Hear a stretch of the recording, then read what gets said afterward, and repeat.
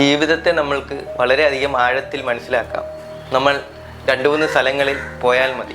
ഒന്നാമത്തെ സ്ഥലം ഹോസ്പിറ്റലാണ്, രണ്ടാമത്തെ സ്ഥലം ഓൾഡ് ഏജ് ഹോം, മൂന്നാമത്തെ സ്ഥലം സെമെട്രിയാണ്, ശ്മശാനം. ഇവിടെയെല്ലാം നമ്മൾ പോയി കഴിഞ്ഞാൽ നമ്മൾക്ക് പല പല ജീവിതങ്ങൾ എങ്ങനെയാണ് മുന്നോട്ട് പോകുന്നത്.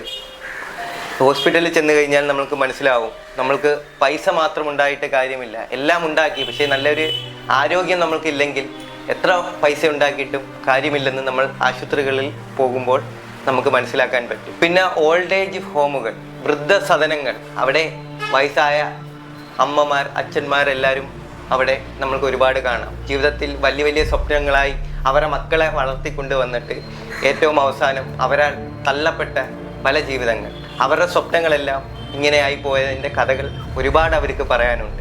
ആ കഥകളിൽ കൂടെയും നമ്മൾക്ക് ജീവിതം ഒരുപാട് മനസ്സിലാക്കാൻ സാധിക്കും. പിന്നെ നമ്മളെല്ലാവരും തീർച്ചയായും പോയിരിക്കേണ്ട ഒരു സ്ഥലമാണ് സെമെട്രി. അത് ശ്മശാനമാണ്. ശ്മശാനത്തിലാണ് നമ്മൾക്ക് പല ജീവിതങ്ങളും അവസാനിക്കുന്നത് കാണാൻ പറ്റുന്നത്.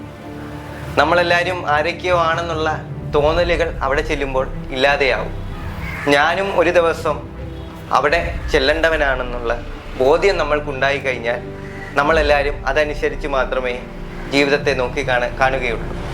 അങ്ങനെ നോക്കി കണ്ടാലേ നമ്മൾക്ക് ജീവിതം ആസ്വദിച്ച് മുന്നോട്ട് പോകാൻ സാധിക്കൂ. Life is too short. Don't be angry with anyone. Love everyone, help everyone, and you can see that everything multiplies and come back to you. Life is very simple. Don't make it complex.